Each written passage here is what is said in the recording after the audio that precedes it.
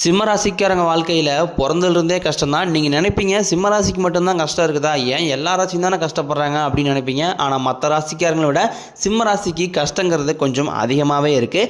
சிம்மராசிக்காரங்க தங்களுடைய கஷ்டத்தையும் கண்ணீரையும் கடுகளவு கூட மற்றவங்களுக்கு தெரியாமல் பார்த்துக்குவாங்க. இதனால் பார்க்குறவங்க எல்லாருமே சிம்மராசியா இவங்களுக்கு என்னப்பா சூப்பராக இருக்கிறாங்க, இவங்களுக்கு என்ன குறைச்சல் அப்படி தான் நினச்சிட்டு இருக்கிறாங்க. ஆனால் சாப்பாட்டு கூட கஷ்டப்படுறது உங்களுக்கு மட்டும்தான் தெரியும். கஷ்ட காலத்தில் திரும்பி பார்க்க கூட ஆள் கிடையாது. ஏதோ தட்டு மாதிரி எந்திரிச்சு நிற்கிறப்போ உங்களை குறை சொல்றதுக்குன்னே நிறைய பேர் தேடி வருவாங்க.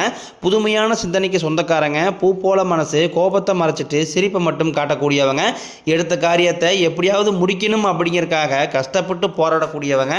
சிம்மராசிக்காரங்க கடந்த 2.5 வருடமாக பார்த்தீங்கன்னா கண்டக சனியால் ரொம்பவே பாதிக்கப்பட்டிருப்பாங்க. இப்போ சனி பகவான் பார்த்தீங்கன்னா 7ஆம் இடத்துலேருந்து 8ஆம் இடத்துக்கு உங்களுக்கு அஷ்டம சனியாக வந்திருக்கார். ஐயையோ அஷ்டம சனியா அவ்வளோதான் சிம்மராசிக்காரங்க வாழ்க்கையே முடிஞ்சுது அப்படி இப்படி நிறைய பேர் சொல்லுவாங்க. அதை நினச்சி சிம்மராசிக்காரங்க யாருமே பயப்பட தேவை கிடையாது. ஏன்னா அஷ்டம சனியால் பார்த்தீங்கன்னா பாதிப்புங்கிறது 1 கோடி பேர் சிம்மராசிக்காரங்க இருக்காங்க அப்படின்னா அந்த 1 கோடி பேருக்குமே அஷ்டம சனியோட பாதிப்புங்கிறது இருக்காது. அதில் ஒரு குறிப்பிட்ட ஒரு நட்சத்திரக்காரர்களுக்கும் அதில் ஒரு குறிப்பிட்ட ஜாதகாருக்கு மட்டும்தான் அதனுடைய பாதிப்புங்கிறது முழுக்கவே இருக்குமே தவிர இது மொத்தமாக எல்லாருக்குமே இதனுடைய பாதிப்புங்கிறது இருக்காது. குறிப்பாக பார்த்தீங்கன்னா இது மகம் நட்சத்திரக்காரங்க கொஞ்சம் அதிகமாகவே பாதிப்பை சந்திக்கக்கூடிய நபர்களாகவே இருக்கிறாங்க. என்னதான் மக நட்சத்திரக்காரங்களுக்கு அதிகமாக பாதிப்பு இருந்தாலும் சிவனுடைய தயவு இருக்கிறதுனால உங்களுக்கு நீங்கள் இருக்கிற பிரச்சனையிலிருந்து ஈஸியாக பக்குவமாக அதிலிருந்து தப்பிச்சு வந்துடுவீங்க. அதனால் ஓரளவுக்கு தான் பாதிப்புங்கிறது இருக்குமே தவிர நீங்கள் பயப்படுற அளவுக்கு அது எல்லாருக்குமே பாதிப்புங்கிறது இருக்காது. இதை முதல்ல சிம்மராசிக்காரங்க கொஞ்சம் தெளிவுபடுத்திக்கிங்க.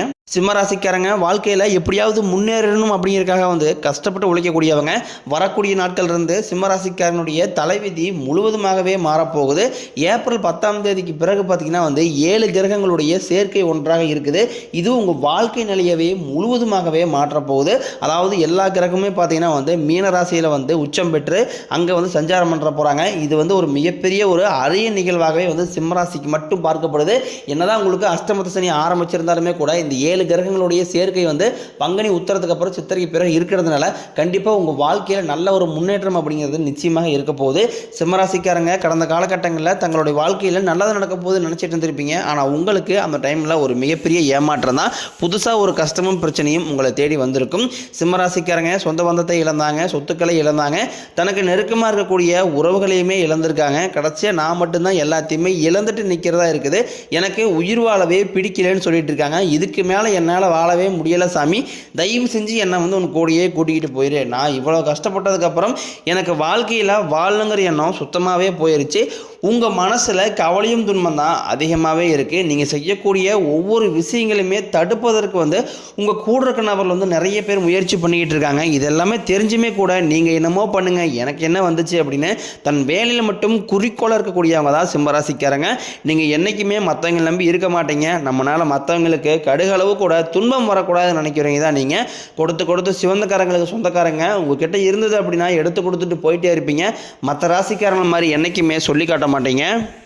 மே 14ஆம் தேதி பார்த்தீங்கன்னா குரு பெயர்ச்சி நடக்க இருக்குது. இந்த குரு பெயர்ச்சியில் பார்த்தீங்கன்னா குரு பகவான் 10ஆம் இடத்துலேருந்து 11ஆம் இடத்துக்கு போகிறார். இந்த 11ஆம் இடம் அப்படிங்கிறது மிகுந்த லாபத்தை தரக்கூடிய இடமாக பார்க்கப்படுது. ஏன்னா சிம்மராசிக்காரங்க பொருளாதாரத்தில் ரொம்ப ஒரு பின்தங்கி இருக்கக்கூடிய ராசி அப்படின்னா அது சிம்மராசிக்காரங்க. ஏன்னா கடந்த 2-3 வருடமாகவே பார்த்தீங்கன்னா கடந்த காலகட்டங்களில் வேலையில் பிரச்சனை, தொழிலில் பிரச்சனை, குடும்பத்தில் பிரச்சனை, நல்ல ஒரு முன்னேற்றம் அப்படிங்கிறது இருக்காது. கடன் அப்படிங்கிறது கொஞ்சம் அதிகமாகவே இருந்திருக்கும். இந்த மாதிரி நிறைய சிக்கல் எல்லாமே சிம்மராசிக்காரங்க அதிகமாகவே சந்திச்சிருப்பீங்க. இப்போ குரு பயிற்சி மூலமாக பார்த்தீங்கன்னா உங்களுக்கு பொருளாதாரத்தில் நல்ல ஒரு முன்னேற்றம் அப்படிங்கிறது கண்டிப்பாக இருக்க போகுது. ஏன்னா குருவுடைய பார்வை டைரக்டாக சிம்மராசிக்காரர்கள் மீது இருக்கிறதுனால கண்டிப்பாக நீங்கள் எதையெல்லாமே இழந்துட்டு கஷ்டப்பட்டு இருக்கிறீங்களோ அது எல்லாமே கண்டிப்பாக உங்களுக்கு குரு பகவான் பெற்று தருவார். கடந்த காலகட்டங்களில் உங்களுக்கு நல்ல ஒரு வேலைங்கிறது கிடைச்சிருக்காது, அப்படிலாம் கிடைச்சிருக்கிற வேலையை விட்டுருப்பீங்க. இந்த மாதிரி நிறைய தொழில் சார்ந்த இடத்துல நிறைய பிரச்சனை எல்லாமே இருந்திருக்கும். இனி வரக்கூடிய நாட்களில் உங்கள் தகுதிக்கு ஏற்ப நல்ல வேலைங்கிறது நிச்சயமாக கிடைக்க போகுது. நீங்கள் ஒரு அரசாங்க வேலைக்கு ட்ரை பண்ணீங்க அப்படின்னா கண்டிப்பாக இன்னொரு 6-7 மாதங்களுக்குள்ள அந்த அரசாங்க வேலை அப்படிங்கிறது நிச்சயமாக உங்களுக்கு கிடைக்க போகுது.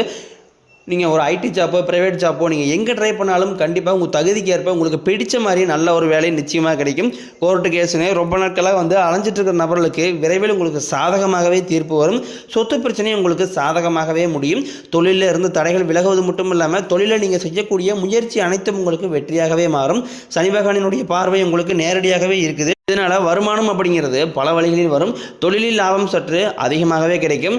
அரசியல்வாதிகளை பொறுத்த வரைக்கும் புதிய பொறுப்புகள், புதிய பதவிகள் எல்லாமே தானாகவே உங்களை வந்து சேரும். கேதுவால் உங்களுடைய செல்வாக்கு உயரும். உடல் ஆரோக்கியம் மேம்படும். வாழ்க்கையில் சங்கடங்கள் நீங்கும். மறைமுகமாக உங்கள் தொழில் வாழ்க்கையிலும் சரி, இல்லற வாழ்க்கையிலும் சரி, நிறைய நபர்கள் தொல்லை கொடுத்துருப்பாங்க. இனி அவர்களுடைய தொந்தரவு இருக்காது. நீங்களும் ஒரு கம்பெனியில் கிட்டத்தட்ட 7-8 வருஷமாக வேலை செஞ்சுருப்பீங்க. ஆனால் அந்த கம்பெனியில் உங்களுக்கு சரியான ஒரு அங்கீகாரம் அப்படிங்கிறது கிடைச்சிருக்காது. நீங்களே இரவு பகல் பார்க்காம அந்த கம்பெனிக்காக உழைச்சிருப்பீங்க. உங்களுடைய சொந்த கம்பெனியை நினச்சி வேலை செஞ்சுருப்பீங்க. ஆனால் உங்களுக்கு பதவி உயர்வோ சம்பள உயர்வோ எதுவுமே கிடைச்சிருக்காது. உங்களுக்கு அப்புறம் வேலைக்கு வந்தவங்களுக்கு எல்லா சலுகையுமே கிடைச்சிருக்கும். அதை பார்த்து ரொம்ப வேதனைப்பட்டிருப்பீங்க. இனி நீங்கள் எதிர்பார்த்த மாதிரியே உங்களுக்கு பதவி உயர்வு, சம்பள உயர்வு போன்றவை எல்லாமே இன்னைக்கு கிடைக்க போகுது. உங்கள் வார்த்தைக்கு மதிப்பு மரியாதை கிடைக்கும். அந்த சில நீங்கள் எதிர்பார்த்த உயர்வுக்கு போக போகிறீங்க. தொழிலில் இருந்த தடைகள் விலகுவது மட்டும் இல்லாமல் சிலர் வந்து புதிதாக தொழில் தொடங்குவீங்க. உற்பத்தியில் இருந்த தடைகள் நீங்கி தொழிலை விரிவு செய்வீங்க. வரக்கூடிய நாட்களில் விற்பனை அதிகமாகும். ஏற்றுமதி இறக்குமதி தொழிலில் நல்ல லாபம் கிடைக்கும். நீங்கள் செய்யக்கூடியது சின்ன தொழிலோ பெரிய தொழிலோ நல்ல ஒரு வளர்ச்சி அப்படிங்கிறது நிச்சயம் உங்களுக்கு ஏற்படும். அந்த காலகட்டங்களில் சிம்மராசிக்காரங்களுக்கு திருமண நிலை அப்படிங்கிறது ஏதாவது ஒரு காரணத்தால் தடைபட்டே போயிட்டு இருக்கும். நிச்சயதாரத்து வரைக்கும் வருவாங்க. சொந்தக்காரங்க ஏதாவது சொல்லி கெடுத்து விட்டுருவாங்க. இந்த மாதிரி நிறைய சிக்கல் எல்லாமே சந்திச்சு வந்திருப்பீங்க. இனி வரக்கூடிய நாட்களில் நீங்கள் எதிர்பார்த்த மாதிரி நல்ல ஒரு வரன் அப்படிங்கிறது நிச்சயமாக உங்களுக்கு தேடி வரும். வாழ்க்கை துணையை இழந்த சிம்மராசி ஆண்களோ பெண்களோ அடுத்து வந்து 2வது திருமணம், அதாவது மறுமணம் பண்ணலாமா வேண்டாமா அப்படிங்கிற ஒரு குழப்பத்திலே இருப்பீங்க. அப்படி 2வது திருமணம் பண்ணும்போது சொந்தக்காரங்க தப்பாக நினைப்பாங்களா, இல்லை வந்து இந்த சமூகம் நம்ம தப்பாக பேசுவாங்களா அப்படிங்கிற ஒரே காரணத்துக்காக வந்து 2வது திருமணத்தை பற்றி நிறைய பேர் யோசிக்காமல் இருக்கீங்க. ஏன்னா இப்போ இருக்கக்கூடிய பொருளாதார சூழ்நிலையும் இப்போ இருக்கக்கூடிய காலகட்டத்தை வச்சு பார்க்கும்போது ஒரு சிங்கிள் பேரண்டால் வந்து இந்த சொசைட்டியை சர்வே பண்ணுறது ரொம்ப ரொம்ப கடினம். அது ஃபினான்ஷியல் ஸ்டேட்டஸை வச்சு பார்க்கும்போது ரொம்ப ரொம்ப பிரச்சனையை கொண்டு வந்து விட்டுது. அதனால் நீங்கள் எதிர்பார்த்த மாதிரி நல்ல ஒரு மறுவாழ்க்கை அப்படிங்கிறது உங்களுக்கு நிச்சயம் அமையும். குழந்தை பாக்கியத்திற்காக இயங்கியவர்களுக்கு நீங்களும் பார்த்தீங்கன்னா வந்து போகாத கோயில் இல்லை, பார்க்காத ஹாஸ்பிட்டல் இல்லை, பண்ணாத ட்ரீட்மெண்ட் கிடையாது. நாங்களும் மேரேஜ் ஆகி கிட்டத்தட்ட 7-8 வருஷம் ஆச்சு, இன்னுமே எங்களுக்கு குழந்தை பாக்கியம் அப்படிங்கிறது இல்லை அப்படின்னு நிறைய பேர் சொல்லுவீங்க. இந்த ஆண்டு பார்த்தீங்கன்னா உங்களுக்கு சனி பயிற்சி, குரு பயிற்சி, ராகு பயிற்சி, இந்த 3 வருடங்களுடைய பயிற்சி இருக்கிறதுனால சிம்மராசிக்காரங்க வாழ்க்கையில் எதையெல்லாமே இழந்துட்டு கஷ்டப்படுறீங்களோ அதெல்லாமே மீண்டும் கண்டிப்பாக உங்களுக்கு சனி பகவானும் குரு பகவானும் ராகுகேது பகவானும் கண்டிப்பாக உங்களுக்கு பெற்றுத்தர போகிறாங்க. இதில் எந்த ஒரு மாற்று கருத்துமே கிடையாது. காதலில் அதிகமாக தோல்வி அடையக்கூடிய ராசி அப்படின்னா அது பெரும்பாலும் சிம்மராசிக்காரங்க தான். ஏன்னா வந்து காதலுக்கும் சிம்மராசிக்காரங்களுக்கும் செட்டே ஆகாது. தங்களுடைய காதலை வெளிப்படுத்துவாங்க, அது ரிஜெக்ட் ஆயிரும். அதையும் மீறி காதலிச்சிட்டு இருப்பாங்க. வீட்டில் போய் சொல்லும்போது வீட்டில் இருக்கக்கூடிய பேரண்ட்ஸ் ஒத்துக்க மாட்டாங்க. இந்த மாதிரி நிறைய சிக்கல் எல்லாமே கடந்த காலகட்டங்களில் சிம்மராசிக்காரங்க நீங்கள் சந்திச்சுட்டு வந்திருப்பீங்க. இனி வரக்கூடிய நாட்களில் உங்களுடைய காதலை வெளிப்படுத்தும் போது அந்த காதல் கண்டிப்பாக உங்களுக்கு கைகூடும். வீட்டில் சொல்லும்போது கண்டிப்பாக வீட்டிலுடைய பெற்றோருடைய சம்மதத்துடன் உங்களுக்கு காதல் திருமணம் செய்து வைப்பாங்க. இந்த மாதிரி நல்ல நல்ல விஷயங்கள் எல்லாமே வரக்கூடிய நாட்களில் உங்களுக்கு நடக்க போகுது. பிரிந்திருக்கக்கூடிய கணவன் மனைவி எல்லாமே மீண்டும் ஒரு முறை சேர்ந்து பேசக்கூடிய வாய்ப்பு கிடைக்கும் பட்சத்தில் கண்டிப்பாக ஒன்றாக சேர்ந்து வாழுவீங்க. வரக்கூடிய நாட்களில் சிம்மராசிக்காரங்க கடினமான காரியத்தையும் சுலபமாக செஞ்சு முடிப்பீங்க. உங்ககிட்ட பணம் வாங்கிட்டு ரொம்ப நாட்களாக வந்து திருப்பி தராமல் இருக்கக்கூடிய நபர் வந்து உங்களுடைய பணத்தை திருப்பி தர போகிறாங்க. உங்கள் எளிமையான பேச்சு திறமையால் நீங்கள் அனைவரையுமே கவர்ந்து எழுப்பீங்க. சமூகத்தில் உங்கள் பெயருக்கும் புகழுக்கும் படிப்படியாக முன்னேற்றம் வரப்போகுது. சிலருக்கு படிப்பதற்காகவும் வேலை விஷயமாகவும் தொழில் விஷயமாகவும் வெளியூர் வெளிநாடு போகக்கூடிய வாய்ப்புகள் எல்லாமே விரைவில் கிடைக்க போகுது. உங்கள் குடும்பத்தில் கடந்த காலகட்டங்களில் எந்த ஒரு சுப நிகழ்ச்சியுமே நடந்திருக்காது. இனி வரக்கூடிய நாட்களில் சிம்மராசிக்காரங்க விடக்கூடிய வீட்டில் திருமணம், சீமந்தம், புதிதாக வீடு கட்ட ஆரம்பிப்பீங்க. கிரகப்பிரவேசம் போன்ற சுப நிகழ்ச்சி எல்லாமே நடக்க போகுது. சிலர் வந்து புதிதாக தொழில் தொடரான முயற்சி பண்ணுவீங்க. அந்த முயற்சி எதிர்பார்த்த உதவிகள் உங்களுக்கு நிச்சயம் கிடைக்கும். சிம்மராசியை பொறுத்த வரைக்கும் நீங்கள் ஆண்களோ பெண்களோ அரசு வேலையோ தனியார் வேலையோ கூலி வேலையோ நீங்கள் எதிர்பாராத வருமானம் அப்படிங்கிறது உங்களுக்கு விரைவில் கிடைக்க போகுது. சிம்மராசிக்காரங்க கடந்த காலகட்டங்களில் கண்டகசனியால் நிறைய கடன் பிரச்சனைக்கு உள்ளாகியிருப்பீங்க. ஏன்னா இப்போ நீங்கள் போய் ஒரு சிம்மராசிக்காரனை பார்த்து கேட்டிங்க அப்படின்னா குறைஞ்சபட்சம் ஒரு 3 லட்ச ரூபா கடன் சொல்லுவாங்க. 3 லட்ச ரூபா இல்லாமல் நீங்கள் சிம்மராசிக்காரங்களை பார்க்கவே முடியாது. அந்த அளவுக்கு பொருளாதாரம் ரொம்ப பின்தங்கி இருக்கக்கூடியவங்க அது முழுக்க முழுக்க சிம்மராசிக்காரங்க தான். ஏன்னா இந்த ஆண்டில் பார்த்தீங்கன்னா உங்களுக்கு பொருளாதார முன்னேற்றம் அப்படிங்கிறது படிப்படியாக உயரப்போகுது. இந்த 2025 முடிஞ்சு 2026 நீங்கள் காலடி எடுத்து வைக்கும்போது உங்களுடைய கடன் பிரச்சனை அனைத்தும் ஒரு பைசா கடன் இல்லாமல் அனைத்து விதமான கடனையுமே கட்டி முடிக்கக்கூடிய அளவுக்கு உங்களுடைய பொருளாதார முன்னேற்றம் அப்படிங்கிறது வரப்போகுது. வரக்கூடிய நாட்களில் சிம்மராசிக்காரங்க புதிதாக தொழில் தொடங்குவீங்க. உற்பத்தியில் இருந்த தடைகள் நீங்கி தொழிலை விரிவு செய்வீங்க. வேலையிலிருந்த பிரச்சனை தடுமாற்றம் உங்களுக்கு முழுவதும் மறைய போகுது. இனி வரக்கூடிய நாட்களில் சிம்மராசிக்காரங்களுடைய வளர்ச்சி அப்படிங்கிறது ரொம்ப வந்து அபரிவிதமாக இருக்க போகுது. உங்களுடைய சொந்தக்காரர்கள் நண்பர்களுமே பார்த்தீங்கன்னா உங்கள் மீது வந்து பொறாமை கொள்ள போகிறாங்க.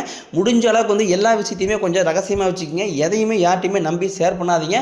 குறிப்பாக பார்த்தீங்கன்னா உங்கள் குடும்பத்தில் அதிகமாக பிரச்சனை வர்றது காரணமே 3வது நபர். அந்த 3வது நபர் வந்து உங்கள் குடும்ப வாழ்க்கையை தலையிடுறதா வந்து உங்கள் குடும்பத்தில் மிகப்பெரிய பிரச்சனையும் சச்சரவையும் கொண்டு வந்து விட்டுருது. முடிஞ்ச அளவுக்கு வந்து அதை யாரையுமே தலையிடாமல் பார்த்துக்கிறது ரொம்ப ரொம்ப நல்லது. விரைவில் விரைவில் உங்களுக்கு மருத்துவத்தால் உடல் சார்ந்த பிரச்சனைகள் அனைத்தும் முழுவதும் நிவர்த்தி ஆகுது. ஏன்னா உடல் பகுதியை பொறுத்த வரைக்கும் சிம்மராசிக்காரங்க அதிகமாக சிரமப்பட்டு இருக்கீங்க. விரைவில் உங்களுக்கு இரத்த கொதிப்பு, சர்க்கரை போன்ற நோய்கள் அனைத்தும் முழுவதுமாக உங்களுக்கு கட்டுக்குள் வரும். குடும்பத்தில் உள்ள பிரச்சனைகள் நீங்கி தம்பதிகள் ஒருத்தருக்கு ஒருத்தர் புரிஞ்சுக்குவீங்க.